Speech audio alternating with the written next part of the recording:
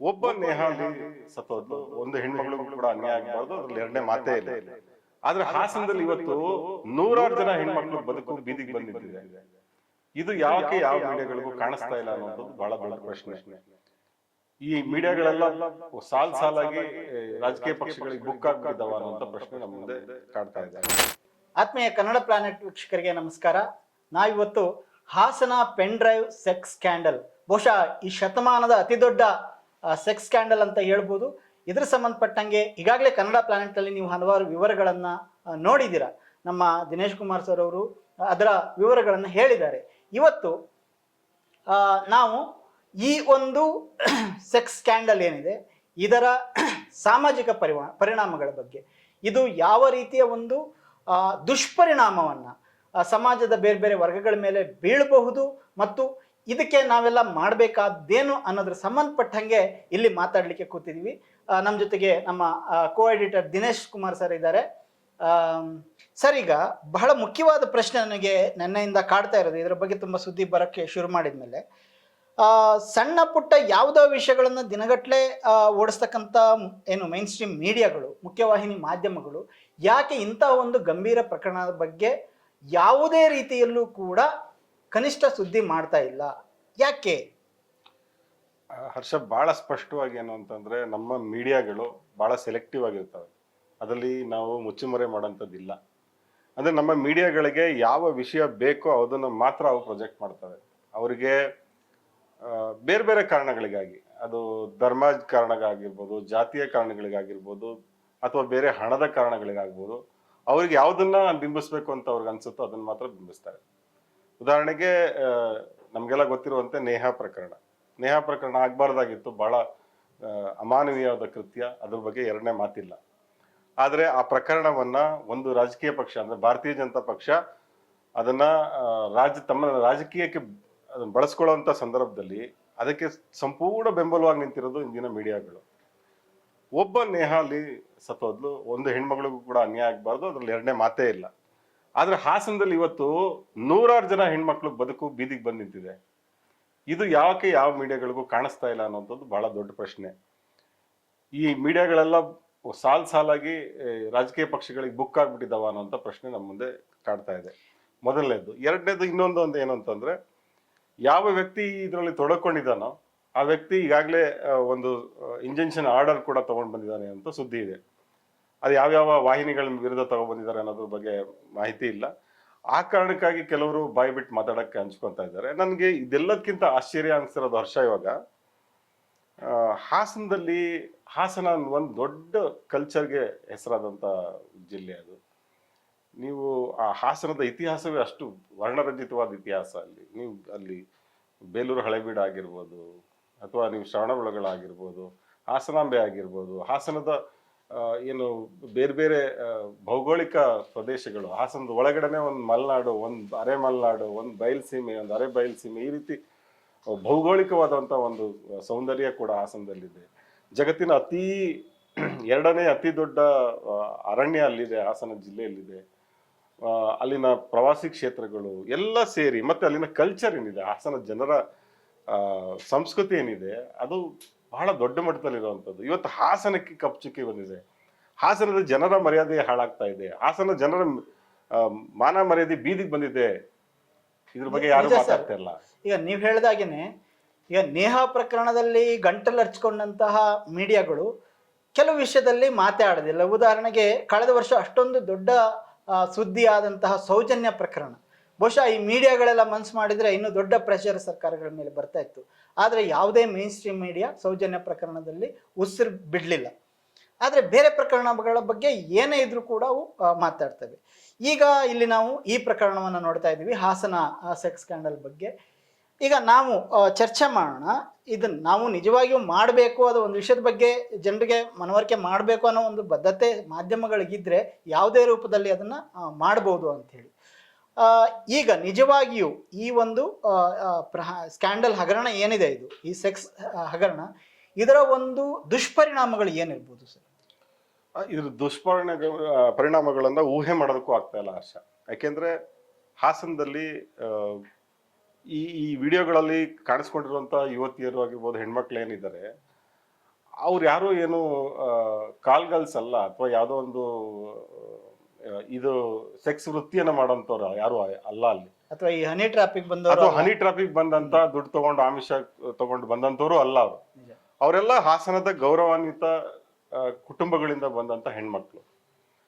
ಅವ್ರಿಗೆ ಬೇರೆ ಬೇರೆ ಅನಿವಾರ್ಯತೆಗಳಿಂದ, ಅಂದ್ರೆ ಯಾರಿಗೋ ಏನೋ ಒಂದು ಕೆಲಸ ಆಗ್ಬೇಕಾಗಿರುತ್ತೆ, ಯಾರಿಗೋ ಯಾವುದೋ ಹಣದ ಅಗತ್ಯ ಇರ್ತದೆ, ಯಾರಿಗೋ ಮಕ್ಕಳಿಗೋ ಅಥವಾ ಏನೋ ಒಂದು ಫೀಸ್ ಕಟ್ಟಬೇಕಾಗಿರುತ್ತೆ, ಯಾರಿಗೋ ಇಂಜಿನಿಯರಿಂಗೋ ಇನ್ನೇನೋ ಓದಿಸೋದಕ್ಕೆ ಹಣ ಬೇಕಾಗಿರುತ್ತೆ, ಏನೋ ಸಹಾಯ ಅಂತ ಕೇಳ್ಕೊಂಡ್ ಬರ್ತಾರೆ. ಯಾರ ಹತ್ರ ಕೇಳ್ತಾರೆ? ಜನಪ್ರತಿನಿಧಿಗಳ ಹತ್ರನೇ ಹೋಗ್ತಾರೆ, ರಾಜಕೀಯ ನಾಯಕರ ಹತ್ರನೇ ಹೋಗ್ತಾರೆ. ಯಾಕೆಂದ್ರೆ ಅವ್ರ ಹತ್ರ ಹಣ ಇರುತ್ತೆ, ಕೊಡ್ತಾರೆ ಅನ್ನೋ ಅಂತ ಕಾರಣಕ್ಕಾಗಿ ಅವ್ರ ಹತ್ರ ಹೋಗ್ತಾರೆ. ಇಂತಹ ಸಂದರ್ಭದಲ್ಲಿ ಅವರನ್ನ ಒಂಥರದ್ದು ಎಮೋಷನಲ್ ಬ್ಲ್ಯಾಕ್ ಮೇಲ್ಗೆ ಸಿಗಿಸ್ಕೊಂಡು, ಅಥವಾ ಯಾವುದೋ ಒಂದು ರೀತಿ ಮನವೊಲಿಸ್ಕೊಂಡು ಇನ್ನೇನೋ ಮಾಡಿ ಬೆದರಿಸಿನೋ ಅವ್ರನ್ನ ಈ ತರ ಲೈಂಗಿಕ ಕ್ರಿಯೆಗೆ ಬಳಸ್ಕೊಳ್ಳೋದಿದೆಯಲ್ಲ, ಅದು ಅದು ನೀಚತನ. ನಿಜ ಸರ್. ಅದರಲ್ಲೂ ಈಗ ಸೋಷಿಯಲ್ ಮೀಡಿಯಾದಲ್ಲಿ ನಾನು ಬೆಳಗ್ಗೆ ನೋಡಿದೆ, ಒಬ್ರು ಹಾಕಿದ್ರು, ನೀವು ಮನೆ ಕೆಲಸಕ್ಕೆ ಬಂದಂತ ಒಬ್ಬ ಹೆಣ್ಮಗಳು ಕೈ ಮುಗಿದ್ರು ಕೂಡ ಬಿಡ್ತಾ ಇಲ್ಲ ಎಂತ ನೀಚ ಅಂತೇಳಿ ಒಂದು ಇದು ಮಾಡ್ತಾ ಇದ್ರು. ಅಂದ್ರೆ ಅಲ್ಲಿ ಕ್ಲಿಯರ್ ಆಗಿ ದೌರ್ಜನ್ಯ, ಇದು ಕೇವಲ ಲೈಂಗಿಕ ಏನು ಕ್ರಿಯೆ ಕಾಮ ಕೇಳಿ ಅನ್ನೋದಕ್ಕಿಂತನೂ ಕೂಡ ಅಲ್ಲಿ ಲೈಂಗಿಕ ದೌರ್ಜನ್ಯಗಳು ನಡೆದಂತಹ ಘಟನೆಗಳು ಇದೆ. ಇದನ್ನು ನಾವು ಒಂದು ಕಾನೂನು ದೃಷ್ಟಿಯಿಂದ ಕೂಡ ಬಹಳ ಗಂಭೀರವಾಗಿ ತಗೊಳ್ಳುವಂತ ಒಂದು ಪ್ರಕರಣ ಇದಾಗಿತ್ತು. ಖಂಡಿತವಾಗ್ಲು. ಈಗ ಏನಾಗಿದೆ ಅಂತಂದ್ರೆ, ಈಗ ನೀವು ಹೇಳಿದ ಪ್ರಕರಣವನ್ನ ಹೇಳೋದಾದ್ರೆ, ನಿಜವಾಗ್ಲೂ ಅದು ಸಮ್ಮತಿಯ ಸೆಕ್ಸ್ ಅಲ್ಲ. ಈಗ ನಾವು ಏನಂತೀವಿ, ಒಂದು ಗಂಡು ಮತ್ತು ಹೆಣ್ಣು ಪ್ರಾಪ್ತ ವಯಸ್ಕರಾಗಿದ್ಕೊಂಡು ಅವರಿಬ್ಬರಿಗೆ ಪರಸ್ಪರ ಸಮ್ಮತಿ ಇದ್ರೆ ಅದು ಗಂಡ ಹೆಂಡತಿನೇ ಆಗಿರ್ಬೇಕು ಅಂತ ಇಲ್ಲ. ಯಾರೇ ಆಗಿದ್ರು ಕೂಡ ಅವ್ರು ಸೆಕ್ಸ್ ಹೊಂದೋದು ಅಪರಾಧ ಅಲ್ಲ. ಅದರಲ್ಲಿ ಅವರಿಬ್ರು ಒಪ್ಪಿಗೆ ಇದ್ರೆ ಏನು ಮಾಡೋಕ್ಕಾಗಲ್ಲ. ಈಗ ಉದಾಹರಣೆಗೆ ಹೊಸನಗರದ ರಾಘವೇಶ್ವರ ಭಾರತಿ ಅವರು ಸ್ವಾಮೀಜಿ, ರಾಮಚಂದ್ರಪುರದ ಮಠದ ಸ್ವಾಮೀಜಿ, ಅವ್ರ ವಿರುದ್ಧ ಒಂದು ಪ್ರಕರಣ ದಾಖಲಾಯಿತು. ಹರಿಕಥಾ ಗಾಯಕಿ ಒಂದು ಪ್ರಕರಣ ದಾಖಲಿಸಿದ್ರು. ಪ್ರಕರಣದ ವಿಚಾರಣೆ ಎಲ್ಲ ನಡೆದು ಆದೇಶ ಕೊಟ್ಟಂತ ಏನು ಕೋರ್ಟ್ ಆರ್ಡರ್ ಕೊಟ್ಟಂತ ಸಂದರ್ಭದಲ್ಲಿ ಅದ್ರಲ್ಲಿ ಬಹಳ ಸ್ಪಷ್ಟವಾಗಿ ಹೇಳಿದ್ರು, ಅವರಿಬ್ರು ನಡುವೆ ಸಂಬಂಧ ಇತ್ತು ನಿಜ, ಆದ್ರೆ ಇಬ್ರು ನಡುವೆ ಸಮ್ಮತಿ ಇತ್ತು, ಹೀಗಾಗಿ ಇದು ಅಪರಾಧ ಅಲ್ಲ. ಬಲಿಪಶು ಆದಂತ ವ್ಯಕ್ತಿನೇ ಅತ್ಯಾಚಾರದ ಆರೋಪ ಮಾಡಿದ್ರು ಕೂಡ ಕೋರ್ಟ್ ಕೊನೆಗೆ ತೀರ್ಪು ಸಮ್ಮತಿಯ ಲೈಂಗಿಕ ಕ್ರಿಯೆ ನಿರಪರಾಧಿ ಅಂತ ಹೇಳ್ತು. ಹೀಗಾಗಿ ಕಾನೂನಿನಲ್ಲಿ ಸಮ್ಮತಿಯ ಸೆಕ್ಸ್ ಕೂಡ ಅದೇನು ಅಪರಾಧ ಅಲ್ಲ ಅಂತ ಹೇಳ್ತಾರೆ. ಆಯ್ತಾ, ಅದನ್ನು ಕೂಡ ದುರ್ಬಳಕೆ ಆಗ್ತಾ ಇದೆ, ಅದು ಬೇರೆ ಪ್ರಶ್ನೆ. ಆದ್ರೆ ಇಲ್ಲಿ ಆ ತರದ ಸಮ್ಮತಿ ಕಾಣಿಸಲ್ಲ, ಆ ತರದ ವಿಡಿಯೋಗಳು ಕೂಡ ಹೊರಗಡೆ ಬಂದಿದೆ ಅಂತ ಎಲ್ಲ ಮಾತಾಡ್ತಿದ್ದಾರೆ.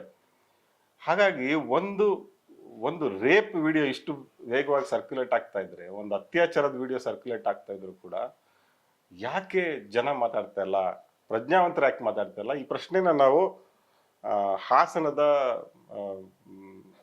ಹೋರಾಟಗಾರರು ಮತ್ತೆ CPIM ನಾಯಕರು ಆದಂತ ಧರ್ಮೇಶ್ವರ್ನ ಕೇಳೋಣ, ಅವ್ರ ಜೊತೆ ನಾವು ಮಾತಾಡೋಣ. ಖಂಡಿತ ಸರ್, ಹಾಸನದವರೇ ಮಾತಾಡಿದ್ರೆ ಇದಕ್ಕಿಂತ ಹೆಚ್ಚೊಂದು ವೈಟೇಜ್ ಇರುತ್ತೆ ಅಂತ. ಹಲೋ ಸರ್, ನಮಸ್ಕಾರ. ಸರ್ ನಮಸ್ಕಾರ. ನಾವು ಕನ್ನಡ ಪ್ಲಾನೆಟ್ ಒಂದು ವಿಶೇಷ ಕಾರ್ಯಕ್ರಮ ಮಾಡ್ತಾ ಇದ್ವಿ, ಇದಕ್ಕೆ ತಮಗೆ ಸ್ವಾಗತ. ಹಾಸನದ ಪ್ರಜ್ಞಾವಂತರು ಯಾಕೆ ಮಾತಾಡ್ತಿಲ್ಲ ಅನ್ನೋದು ನಮ್ಗೆ ಒಂದು ದೊಡ್ಡ ಪ್ರಶ್ನೆ ಆಗಿದೆ ಸರ್. ಈ ಹಾಸನದ ಒಂದು ಸಾಮಾಜಿಕ ಜೀವನನೇ ಒಂದ್ ರೀತಿ ತಲ್ಲಣ ಅನುಭವಿಸುವಂತ ಕಾಲ ಇವತ್ತು. ಹತ್ತಾರು ಹೆಣ್ಣು ಮಕ್ಕಳ ಬದುಕು ಬೀದಿಗೆ ಬಂದಿದೆ, ಎಷ್ಟೋ ಮನೆಗಳಲ್ಲಿ ಜಗಳಗಳಾಗ್ತಾ ಇದ್ದಾವೆ. ನಾವು ಕೇಳ್ತಾ ಇರುವಂತ ಘಟನೆಗಳನ್ನ ನಾವು ಹೇಳ್ತಾ ಹೋದ್ರೆ ಬಹಳ ನೋವಾಗುತ್ತೆ. ಈ ಹಾಸನಕ್ಕೆ ಒಂದು ಪರಂಪರೆ ಇದೆ, ಒಂದು ಸಂಸ್ಕೃತಿ ಇದೆ, ಒಂದು ಇತಿಹಾಸ ಇದೆ. ಇವತ್ತು ಈ ಸ್ಥಿತಿಗೆ ಬಂತಲ್ಲ, ಅದು ಕೂಡ ಒಬ್ಬ ರಾಜಕೀಯ ನಾಯಕನಿಂದ ಈ ಸ್ಥಿತಿಗೆ ಬಂತಲ್ಲ, ಇದ್ರ ಬಗ್ಗೆ ಏನ್ ಹೇಳಕ್ ಬಯಸ್ತೀರಾ ಸರ್? ನಮಗೂ ಈ ವಿಷಯನ ಕೇಳಿ ನಿಮ್ಮಷ್ಟೇ ಒಂದು ಆಘಾತ ಆಯ್ತು. ನೀನ್ ಹೇಳಿದಷ್ಟೇ ಚುನಾವಣೆ ಇದೆ, ಚುನಾವಣೆಯಲ್ಲಿ ಯಾರು ಗೆಲ್ತಾರೆ ಯಾರು ಸೋಲ್ತಾರೆ ಜನ ಲೆಕ್ಕಾಚಾರದ ಸಂದರ್ಭದಲ್ಲಿ ಈ ರೀತಿಯ ಒಂದು ಹಗರಣ ಬಯಲಾಗುವಂಥದ್ದು ಸಾಮಾಜಿಕ ಜಾಲತಾಣಗಳಲ್ಲಿ ಅದರ ಹರಿದಾಡ್ತಕ್ಕಂಥ ಜನಗಳಾದಂಥ ಪರಿಣಾಮಗಳ ಬಗ್ಗೆ ತೀವ್ರ ನಮಗೂ ಒಂದು ಗಾಬರಿ ಇದೆ. ಒಂದು ನನಗೆ ಅಂತ ಈ ವಿಷಯ ಅನ್ಸದೆ ಅಂತಂದ್ರೆ, ಯಾವತ್ತು ಜವಾಬ್ದಾರಿ ಇಲ್ಲದೆ ಇರತಕ್ಕಂಥವ್ರ ಕೈಗೆ ಅಧಿಕಾರ ಹಣ ಹೋದಾಗ ಇದೆಲ್ಲ ಅನಾಹುತಗಳಾಗ್ತವೆ ಅನ್ನೋದು ಇಲ್ಲಿ ಸ್ಪಷ್ಟವಾಗಿ ಗೊತ್ತಾಗುತ್ತೆ. ಮತ್ತೆ ಈ ಪ್ರಕರಣದಲ್ಲಿ ಇವತ್ತೇನೆಲ್ಲ ಚರ್ಚೆ ಆಗ್ತಾ ಇದೆ, ಸಾಮಾಜಿಕವಾಗಿ ಏನ್ ಚರ್ಚೆ ಆಗ್ತಾ ಇದೆ ಅವೆಲ್ಲವೂ ಕೂಡ ಒಂದ್ ರೀತಿ ಮುಜುಗರಗಳು ಆಗ್ತಕ್ಕಂತ ವಿಚಾರಗಳು. ಒಂದು ಹಾಸನ ಜಿಲ್ಲೆಗೇನೆ ಇದೊಂದು ತೀವ್ರತರವಾದ ಮುಜುಗರ ತರತಕ್ಕಂತ ವಿಚಾರ. ಹಾಸನ ಇದುವರೆಗೂ ಈ ತರದ ಪ್ರಕರಣಗಳು ಯಾವುದು ಕೂಡ ನಡೆದಿರ್ಲಿಲ್ಲ. ರಾಜಕೀಯದ ಜಿದ್ದಾಜಿದ್ದಿಗೆ ಹೆಸರಾಗಿರ್ತಕ್ಕಂಥ ಹಾಸನ ಜಿಲ್ಲೆ ಸಾಕಷ್ಟು ಪ್ರಕರಣ ಆದ್ರೂ ಕೂಡ ಈ ತರಹದ ಹೆಣ್ಣಿನ ವಿಷಯದಲ್ಲಿ ಈ ತರದ ಪ್ರಕರಣ ನಡೆದಿರ್ಲಿಲ್ಲ. ನಿಜವಾಗ್ಲೂ ಒಂಥರ ಮುಜುಗರ ತರ್ತಕ್ಕಂಥ ವಿಚಾರ ಇದು. ಮತ್ತೆ ನನಗನ್ಸೋದು ಅಂದ್ರೆ ಯಾರು ಈ ಪ್ರಕರಣದಲ್ಲಿ ಏನ್ ನೇರವಾಗಿ ಭಾಗಿಯಾಗಿದ್ದಾರೆ, ಅದನ್ನ ಮಾಡಿದ್ದಾರೆ ಅನ್ನೋದಿದೆ, ಅದೊಂದು ಅಥವಾ ಅದು ಒಂದು ಹೆಣ್ಣು ಮಕ್ಕಳ ಬಗ್ಗೆ ನನಗೊಂದು ಕನಿಕರ ಇದೆ. ಅವ್ರು ಯಾಕೆ ಭಾಗಿಯಾದ್ರು, ಯಾಕೆ ಅವ್ರಿಗಾದ್ರು ಅನ್ನೋದ್ರ ಬಗ್ಗೆ ನಾನು ಹೆಚ್ಚು ಮಾಡ್ಲಿಕ್ಕೆ ಹೋಗಲ್ಲ. ಆದ್ರೆ ಅವ್ರನ್ನ ದುರುಪಯೋಗ ಪಡಿಸ್ಕೊಂಡಿರ್ತಕ್ಕಂಥ ವ್ಯಕ್ತಿ ಯಾರಿದ್ದಾರೆ ಅವ್ರಿಗೆ ಕಾನೂನು ಪ್ರಕಾರ ಶಿಕ್ಷೆ ಆಗ್ಬೇಕಾಗತ್ತೆ. ಮತ್ತೆ ಸಾಮಾಜಿಕವಾಗಿ ಅಂತವ್ರನ್ನ ಸಾಧ್ಯವಾದಷ್ಟು ದೂರ ಇಡ್ತಕ್ಕಂಥದ್ದು, ಅವರ ಏನೋ ಇದುವರೆಗೆ ಪಡ್ಕೊಂಡಿರ್ತಕ್ಕಂಥ ಸ್ಥಾನಮಾನಗಳಿಂದ ಅವ್ರನ್ನ ದೂರ ಇಟ್ಟು ಸಂಪೂರ್ಣವಾಗಿ ಅವ್ರನ್ನ ದೂರ ಮಾಡ್ತಕ್ಕಂಥದ್ದು ಅತ್ಯಂತ ಅಗತ್ಯ ಆಗ್ಬೇಕಾಗತ್ತೆ. ಮತ್ತೆ ಇನ್ನೊಂದೇನು ಮುಖ್ಯ ಕಾರಣದಲ್ಲಿ ಅವರು ಈಗ ಸಹಜವಾಗಿ ಈಗ ಗಂಡು ಹೆಣ್ಣಿನ ಸಂಬಂಧಗಳು ಖಾಸಗಿ ಆಗಿರ್ತವೆ, ಅದು ಎಲ್ರು ಕೆಲವರು ಮಾಡ್ಕೊಂಡಿರ್ತಾರೆ. ಆದ್ರೆ ಆ ಖಾಸಗಿ ಸಂಬಂಧಗಳನ್ನ ಚಿತ್ರೀಕರಿಸಿ ಅದನ್ನ ಶೇಖರಿಸಿಟ್ಕೊಳ್ತಕ್ಕಂಥದ್ದು ಇದೆಯಲ್ಲ, ಅದೇ ನೇರವಾಗಿ ಆ ವ್ಯಕ್ತಿಯ ಮನಸ್ಥಿತಿಯನ್ನ ತೋರ್ಪಡಿಸುತ್ತೆ. ಅದು ಕೂಡ ಅಪರಾಧನೇ ಆಗುತ್ತಲ್ಲ ಸರ್, ಅದನ್ನು ಕೂಡ ಅಪರಾಧ ರೆಕಾರ್ಡ್ ಮಾಡ್ಕೊಳ್ಳೋದು ವಿಕೃತ ಇದೆ. ಅದು ಎಷ್ಟು ಮಟ್ಟಿಗೆ ಒಂದು ಸೈಕಿಕ್ ಮೇನಿಯಾಕ್ ಅನ್ನೋದನ್ನ ಸ್ಪಷ್ಟವಾಗಿ ತೋರಿಸುತ್ತೆ. ಅಂದ್ರೆ ಒಂದು ಖಾಸಗಿ ಸಂಬಂಧವನ್ನ ರೆಕಾರ್ಡ್ ಮಾಡ್ಕೊಳ್ಳುವಂಥದ್ದು ಬಹಳ ದೊಡ್ಡ ಅಪರಾಧ. ಮತ್ತೆ ಅದನ್ನ ಯಾವ್ದಕ್ಕೆ ಬಳಸ್ಕೊಂಡ್ರು ಕೂಡ ಅಪರಾಧವೇ ಅದನ್ನ. ಸೊ ಅದ ಅವ್ರ ಹೆಣ್ಮಕ್ಳು ನಂಬಿಕೆ ದ್ರೋಹ ಆಗಿದೆ, ಅವರ ಇಡೀ ಚಾರಿತ್ರ್ಯ ಹರಣ ಮಾಡ್ದಂಗಾಗಿದೆ. ನಿಜವಾಗಿ ಇಲ್ಲಿ ದೋಷಿಗಳಾಗಿರ್ತಕ್ಕಂಥ ಹೆಣ್ಮಕ್ಳು ಇವತ್ತು ದೋಷಿಗೊಳಗಾಗಿದ್ದಾರೆ. ಈತ ದುಡ್ಡಿದೆ, ಸ್ಥಾನ ಇದೆ, ಹೇಗೋ ಆತ ಮೇಕಪ್ ಆಗ್ಬಿಡ್ತಾನ. ಆದ್ರೆ ನಿಜವಾಗಿ ತೊಂದರೆಗೊಳಗಾಗುವಂತ ಹೆಣ್ಮಕ್ಳ ಕುಟುಂಬಗಳು. ಹಾಗಾಗಿ ಈತನಿಗೆ ದೊಡ್ಡ ಮಟ್ಟದ ಶಿಕ್ಷೆ ಆಗ್ಬೇಕು ಅಂತ ನನ್ನಂತೂ ಒತ್ತಾಯ ಇದೆ. ಜನ ಹಾಸನ ಜಿಲ್ಲೆ ಜನ ತಿರಸ್ಕರಿಸ್ಬೇಕು ಅದನ್ನ. ಸರ್ ಇನ್ನೊಂದು ಮಧ್ಯದಲ್ಲಿ ಕೆಲವು ಇವತ್ತು ಬಹಳ ಜನ ಫೇಸ್ಬುಕ್ ನಲ್ಲೆಲ್ಲ ಬರ್ದಿದ್ದನ್ನ ನಾನು ಗಮನಿಸ್ದೆ. ಅಂದ್ರೆ ತನ್ನ ತಾಯಿ ವಯಸ್ಸಿನ ಕೆಲಸದ ಹೆಣ್ಮಗಳು ಕೈ ಮುಗಿದು ಬೇಡ್ಕೊಂಡ್ರು ಬಿಡದಲೆ ಆಕೆ ಮೇಲೆ ಈ ತರ ಲೈಂಗಿಕ ದೌರ್ಜನ್ಯ ಅದ್ ಮಾಡಿರೋದಿದೆಯಲ್ಲ, ಅದು ಒಂಥರ ಅತ್ಯಾಚಾರನೇ ಅಲ್ವಾ ಇದು? ನಾನು ಅದನ್ನ ನೋಡ್ದಕ್ಕೆ ಯಾರು ಇಲ್ಲಿ ಮಾತಾಡ್ಬೇಕ, ಇವತ್ತು ಚುನಾವಣಾ ಪ್ರಚಾರಕ್ಕೆ ಹೋದಾಗ ಕೆಲವರು ಮಾತಾಡ್ತಿದ್ರಲ್ಲಿ ಅಂದ್ರೆ ಈ ನನಗೆ ಅದು ಹೆಂಗೆ ಅಂತ ಅಂದ್ರೆ ಅದನ್ನ ಮಾಡಿ ಅದನ್ನ ಚಿತ್ರೀಕರಣ ಮಾಡಿಟ್ಕೊಳ್ಳೋದು, ಅದನ್ನ ನೋಡಿ ಮತ್ತೆ ಆತ ಆನಂದಿಸ್ತಾನೆ ಅಂದ್ರೆ ನಿಜವಾಗಿ ಆತ ನಾಗರಿಕ ಪ್ರಪಂಚ ಇರ್ತಕ್ಕಂಥ ಅರ್ಹತೆನೇ ಇಲ್ಲ ಆತನಿಗೆ. Correct sir, correct. ಆಯ್ತಾ, ಹೀನಸ್ ಕ್ರೈಮ್ ಅದು. ಈಗ ಆತ ಈಗ ಯಾರು ನೋಡ್ರು ಹಂಗೆ ಆತನೇ ಕಂಪೇರ್ ಮಾಡ್ಕೊಳ್ತಾನ ಆತ. ಹೌದು, ಆತ ಸುತ್ತ ಯಾರಿದ್ರು ಅಧಿಕಾರಿಗಳಿರ್ಲಿ ಅಥವಾ ಇನ್ಯಾರೇ ಕಾರ್ಯಕರ್ತರು ಯಾರನ್ನೂ ಹಂಗೆ ಆತ ನೋಡ್ತಾರೆ ಅಂತ ಅದು ಬಿಡುತ್ತೆ. ಇಷ್ಟು ದಿವಸ ಆತ ಏನೆಲ್ಲ ಮಾಡಿರ್ಬೋದು ಅಂತಂದ್ರೆ ತನಗೆ ಅಧಿಕಾರ ಇದೆ, ಹಣ ಇದೆ ಅನ್ನೋ ಕಾರಣಕ್ಕೆ ಯಾರನ್ನ ಹೇಗ್ ಬೇಕಾದ್ರೆ ಬಳಸ್ಕೋಬಹುದು, ಅದನ್ನ ತಾನು ರೆಕಾರ್ಡ್ ಮಾಡಿ ಇಟ್ಕೋಬಹುದು, ಹೆಂಗ್ ಬೇಕಾದ್ರೆ ನೋಡ್ಬೋದು ಅನ್ನೋ ಮನಸ್ಸಿದೆಯಲ್ಲ, ಆತ ನಾಗರಿಕ ಪ್ರಪಂಚ ಇರೋದಕ್ಕೆ ಲಾಯಕ್ಕಿಲ್ಲ. ಆತ ಕೂಡಲೇ ಜೈಲಿಗೆ ಹೋಗ್ಬೇಕಾತ. ಮತ್ತೆ ಸೋಮೋಟೋ ಆಗಿ ನೇರವಾಗಿ ಅದೇನೋ ಯಾವ್ದೋ ವಿಡಿಯೋ ಅದೇನೋ ಒಂದು ಕೈ ಮುಗಿದು ಕೇಳ್ಕೊಂಡಿದೆ ಅಂತ ಹೇಳ್ತಾರಲ್ಲ, ಅದು ನನಗನ್ಸುತ್ತೆ ಪೊಲೀಸರು ನೋಡಿ ಆತ ಮೇಲೆ ಕೇಸ್ ಹಾಕಿ ರೇಪ್ ಕೇಸ್ ಹಾಕಿ ಅಂತ ಹೊಳೆಗೆ ಹಾಕ್ಬೇಕಾತನ್ನ. ಇದಂತೂ ಭಾರಿ ಬೇಸರದ ವಿಚಾರ. ಅದಕ್ಕೆ ಎಷ್ಟು ಮುಜುಗರ ಆಗುತ್ತೆ ಅಂತಂದ್ರೆ ತುಂಬಾ ಬೇಸರದ ವಿಚಾರ ಅದು. ಈಗ ಯಾರೋ ವೈಯಕ್ತಿಕ ಒಬ್ರಿಗೊಬ್ರು ಕನ್ಸೆಂಟ್ ಇಟ್ಕೊಂಡು ಒಪ್ಪಿಗೆ ತಗೊಂಡು ಸೆಕ್ಸ್ ಮಾಡೋದು ಅವರ ವೈಯಕ್ತಿಕ ವಿಚಾರ ಬಿಟ್ಟದ್ದು. ತನ್ನ ದರ್ಪವನ್ನ ತೋರಿಸ್ಲಿಕ್ಕೆ ಹೆಣ್ಮಕ್ಳ ಮೇಲೆ ದೌರ್ಜನ್ಯ ಮಾಡೋದಿದೆಯಲ್ಲ, ಅದು ನಾಗರಿಕ ವ್ಯಕ್ತಿಯ ಲಕ್ಷಣ ಅಲ್ಲ, ಅದು ಪಶುತ್ವ. ಸೊ ಅಂತ ಪಶು ವ್ಯಕ್ತಿಯನ್ನು ನಾವು ಓಡಾಡಕ್ ಬರೋದು ತಪ್ಪು ಅಂತ ನನಗೆ ಅನ್ಸುತ್ತೆ ಸರ್. ಇವಾಗ ಕೊನೆಯದಾಗಿ ಇಷ್ಟೆಲ್ಲ ಆಗೋಗ್ಬಿಟ್ಟಿದೆ ಸರ್. ಇವಾಗ ಏನ್ ಆಗ್ಬೇಕಿದೆ? ಈಗ ಒಂದು ಸಂತ್ರಸ್ತ ಮಹಿಳೆಯರೇನಿದ್ದಾರೆ ಅವರು ನೇರವಾಗಿ ಬಂದು ದೂರು ಕೊಡೋದಕ್ಕೆ ಸಾಧ್ಯ ಆಗ್ದಲೇ ಇರ್ಬೋದು, ಅಥವಾ ಕೊಡ್ಬೋದು, ಯಾರೋ ಗೊತ್ತಿಲ್ಲ ನನಗೆ.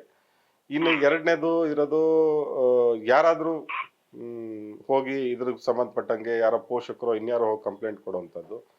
ಅದು ಏನೂ ಸಾಧ್ಯ ಆಗ್ಲಿಲ್ಲ ಅಂದ್ರೆ ಅಟ್ಲೀಸ್ಟ್ ಇಷ್ಟೆಲ್ಲ ನಡೆದಿದೆ, ನಮ್ಮ ಕಣ್ಣೆದುರುಗಡೆ ನಡೆದಿದೆ ಕಾರಣಕ್ಕಾಗಿ ಒಂದು ನಾಗರಿಕ ಸಮಾಜ ಇದಕ್ಕೆ ಹೆಂಗ್ ಪ್ರತಿಕ್ರಿಯೆ ಕೊಡಬೇಕು, ಮತ್ತೆ ಏನ್ ಆಗ್ಬೇಕಾಗಿದೆ ಸರ್ ಇವಾಗ?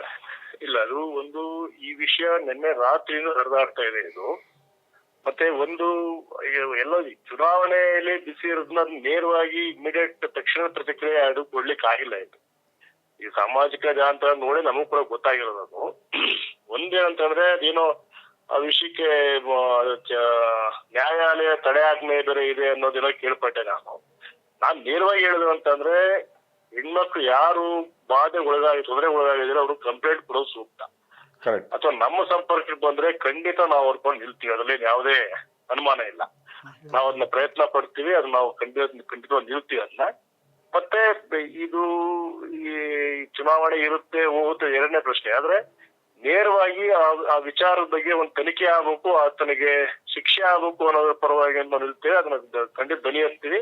ನಾವು ಈಗಾಗಲೇ ಅದ್ರ ಬಗ್ಗೆ ಚರ್ಚೆ ಮಾಡ್ಕೊಂಡಿದ್ದೇವೆ. ಈ ಚುನಾವಣೆಯ ಬಿಸಿ ಇದ್ರಿಂದ ನಾವು ಒಂದಷ್ಟು ಅದನ್ನ ನಾವು ಗಮನಿಸ್ತಾ ಇದ್ಬಿಟ್ರೆ ಬೇರೇನಿಲ್ಲ. ಕೂಡ್ಲೇನೆ ಸಂತ್ರಸ್ತ ಮಹಿಳೆಯರಿಗೆ ನ್ಯಾಯ ಸಿಗ್ಬೇಕು ಅನ್ನೋ ಒತ್ತಾಯ ಅಂತೂ ನಾವಂತೂ ನಾಗರಿಕ ಪ್ರಜ್ಞಾವಂತರು ಮಾಡ್ತಾರೆ. ಮತ್ತೆ ಒಂದಿನ ನಿಮ್ಗೆ ಭರವಸೆ ಕೊಡಿದ್ರೆ ಇದು ಹಾಸನ ಸಂಸ್ಕೃತಿ ಅಲ್ಲ, ಇದು ಹಾಸನ ಸಂಸ್ಕೃತಿ ಅಲ್ಲ ಅನ್ನೋದ್ರಿಂದ ಯಾರು ಇದನ್ನ ಒಪ್ಪಲ್ಲ. ಮತ್ತೆ ಅದನ್ನ ಯಾರು ನೋಡ್ಕೊಂಡು ಎಂಜಾಯ್ ಮಾಡ್ಕೊಂಡು ಕೊಡೋದಿಲ್ಲ ಅಂತ. ಹಾಗಾಗಿ ಏನ್ ಘಟನೆ ಆಗಿದೆ, ಆ ಹೆಣ್ಮಕ್ಳಿಗೆ ಏನ್ ಸಮಸ್ಯೆಗಳಾಗಿದೆ, ಆ ಹೆಣ್ಮಕ್ಳಿಗೆ ನ್ಯಾಯ ಸಿಗ್ಬೇಕು ಅನ್ನೋದ್ರ ಪರವಾಗಿ ಎರಡೂ ಇದ್ದಾರೆ. ಖಂಡಿತವಾಗಿ ಅದಕ್ಕೆ ತಕ್ಕನ ಇರ್ತಕ್ಕಂಥ ಚಟುವಟಿಕೆ ಇಲ್ಲಿ ನಡೆಯಿತು ಸರ್. ಧನ್ಯವಾದಗಳು ಸರ್. ಸ್ನೇಹಿತರೆ, ನೋಡಿದ್ರಲ್ಲ, ಧರ್ಮೇಶ್ ಅವರು ಮಾತಾಡಿದ್ರು, ಅಲ್ಲಿನ ಕಮ್ಯುನಿಸ್ಟ್ ಪಕ್ಷದ ನಾಯಕರು. ಅದಕ್ಕಿಂತ ಹೆಚ್ಚಾಗಿ ಅವರು ಇಡೀ ಹಾಸನದಲ್ಲಿ ಅಲ್ಲಿನ ಸಾಮಾಜಿಕ ಚಳುವಳಿಗಳ ಬಹಳ ದೊಡ್ಡ ನೇತಾರರವರು. ಎಲ್ಲಿ ಹಾಸನದಲ್ಲಿ ಏನೇ ಸಮಸ್ಯೆಗಳಾದರೂ ಕೂಡ ಅವರಲ್ಲಿ ನಿಂತ್ಕೊಳ್ತಾರೆ. ಇವತ್ತು ಕೂಡ ಅದೇ ಬದ್ಧತೆಯನ್ನು ಅವ್ರು ತೋರಿಸಿದ್ರು ನಮ್ಮ ಜೊತೆ ಮಾತಾಡುವಂಥ ಸಂದರ್ಭದಲ್ಲಿ. ಅವ್ರು ಒಂದು ಸಂದೇಶನ ಕೊಟ್ಟಿದ್ದಾರೆ, ಭಾಳ ಸ್ಪಷ್ಟವಾದ ಸಂದೇಶ. ಈ ವಿಡಿಯೋಗಳಲ್ಲಿ ಕಾಣಿಸ್ಕೊಂಡಿರುವಂತಹ ಮಹಿಳೆಯರಲ್ಲಿ ಯಾರಿಗಾದರೂ ಹೋರಾಟ ಮಾಡುವಂಥ ಆಸಕ್ತಿ ಇದೆ ಅಥವಾ ಮನೋಭಾವ ಇದ್ದರೆ, ಅವರಿಗೆ ಯಾರ್ದಾದ್ರು ಸಪೋರ್ಟ್ ಬೇಕಿದ್ರೆ, ಬೆಂಬಲ ಬೇಕಿದ್ರೆ ನಮ್ಮನ್ನು ಸಂಪರ್ಕ ಮಾಡಲಿ. ಅವ್ರ ಜೊತೆ ನಾವು ನಿಂತ್ಕೊತೀವಿ. ಅವರ ಏನು ಐಡೆಂಟಿಟಿ, ಅವರ ಮಾನವನ ರಕ್ಷಣೆ ಮಾಡೋದ್ರ ಜೊತೆಗೆ ಅವ್ರಿಗೆ ನ್ಯಾಯ ಕೊಡಿಸುವಂಥ ಕೆಲಸವನ್ನು ನಾವು ಮಾಡ್ತೀವಿ ಅಂತ ಮಾತನ್ನು ಹೇಳಿದ್ದಾರೆ. ಹೀಗಾಗಿ ಈ ವಿಡಿಯೋನ ಯಾರಾದರೂ ಸಂತ್ರಸ್ತ ಮಹಿಳೆಯರು ನೋಡ್ತಾ ಇದ್ರೆ ಧರ್ಮೇಶ್ ಅವ್ರನ್ನ ಸಂಪರ್ಕ ಮಾಡಿ ಹಾಸನದಲ್ಲಿ ಅಂತ ಮನವಿ ಮಾಡ್ಕೊಳಕ್ ಇಷ್ಟಪಡ್ತೀನಿ. ಮತ್ತೆ ಇನ್ನೂ ಒಂದು ವಿಷಯವನ್ನ ಕೊನೆಯದಾಗಿ ಹೇಳ್ತೀವಿ ವೀಕ್ಷಕರೇ, ನಾವು ಕನ್ನಡ ಪ್ಲಾನೆಟ್ ಒಂದು ಜವಾಬ್ದಾರಿಯುತ ಮಾಧ್ಯಮ. ನಾವಿವತ್ತು ಈಗಾಗಲೇ ಹರಿದಾಡಿರ್ತಕ್ಕಂತಹ ಯಾವುದೇ ವಿಜುವಲ್ನ ಒಂದು ರೋಚಕತೆಗೋಸ್ಕರ ಅದನ್ನ ಪ್ರಕಟ ಮಾಡೋದಾಗ್ಲಿ ಅಥವಾ ಅದರ ವಿಜುವಲ್ಸ್ ಅನ್ನು ತೋರಿಸೋದಾಗ್ಲಿ ಅಂತ ಕೆಲಸವನ್ನ ಮಾಡಿಲ್ಲ, ಮಾಡೋಕೆ ಹೋಗೋದು ಇಲ್ಲ. ಅದು ಅಗತ್ಯ ಇಲ್ಲ. ವಿಷಯ ಜನಕ್ಕೆ ಅರ್ಥ ಆಗಬೇಕು ಮತ್ತು ಇದರ ಒಂದು ಗಂಭೀರತೆ ಅರ್ಥ ಆಗಬೇಕು ಅನ್ನೋ ಕಾರಣಕ್ಕೆ ನಾವು ಕನ್ನಡ ಪ್ಲಾನೆಟ್ ಮೂಲಕ ಈ ಒಂದು ಸರಣಿ ವಿಡಿಯೋಗಳನ್ನು ಮಾಡಿದ್ದೀವಿ. ನೀವೆಲ್ಲರೂ ಕೂಡ ಇದರ ಒಂದು ವಾಸ್ತವವನ್ನು ಅರ್ಥ ಮಾಡ್ಕೊಳ್ತೀರಾ ಮತ್ತು ಇದರ ಗಂಭೀರತೆಯನ್ನು ಅರ್ಥ ಮಾಡ್ಕೊಳ್ತೀರಾ. ಮತ್ತು ಇದರ ಬಗ್ಗೆ ಒಂದು ಅಭಿಪ್ರಾಯ ಅಂದರೆ ಒಂದು ಒತ್ತಡ ಈ ಆಡಳಿತದ ಮೇಲೆ ತುಂಬ ಹೆಚ್ಚಾಗಬೇಕಾಗಿದೆ. ಸಂಬಂಧಪಟ್ಟಂತಹ ಮಹಿಳಾ ಆಯೋಗದಂತಹ ಆಯೋಗ ಇರ್ಬೋದು ಅಥವಾ ಮಾನವ ಹಕ್ಕು ಆಯೋಗ ಇರ್ಬೋದು, ಇವೆಲ್ಲವೂ ಕೂಡ ಇವತ್ತು ತುರ್ತಾಗಿ ಇಲ್ಲಿ ತಮ್ಮ ಒಂದು ಪ್ರತಿಕ್ರಿಯೆಯನ್ನು ನೀಡಬೇಕಾಗಿದೆ ಅಥವಾ ತಮ್ಮ ಕ್ರಮವನ್ನು ತಗೊಳ್ಬೇಕಾಗಿದೆ. ಅದಕ್ಕೆ ನಾವು ಈ ಮೂಲಕ, ನಮ್ಮ ಮಾಧ್ಯಮದ ಮೂಲಕ ನಿಮ್ಮೆಲ್ಲರ ಪರವಾಗಿ ನಾವು ಆಗ್ರಹಿಸ್ತಾ ಇದ್ದೀವಿ. ಸೊ ಈ ನಮ್ಮ ವಿಡಿಯೋ ನೋಡಿದ ಮತ್ತು ನಮ್ಮ ಮಾತುಗಳನ್ನು ಕೇಳಿಸ್ಕೊಂಡ ನಿಮ್ಗೆಲ್ರಿಗೂ ಮತ್ತೊಮ್ಮೆ ನಮಸ್ಕಾರ.